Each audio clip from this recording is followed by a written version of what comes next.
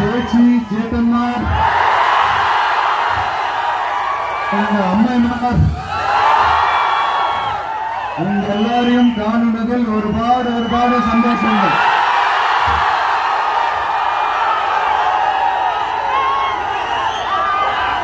இந்த பண்டிகை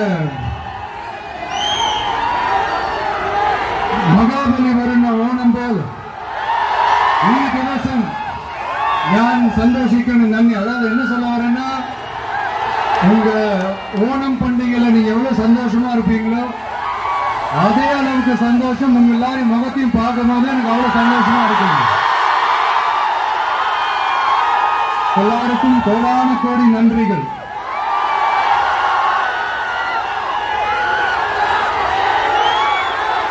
தமிழ்நாட்டில் என்னுடைய நண்பிகள் மாதிரி நீங்களும் வேற லெவலுங்க.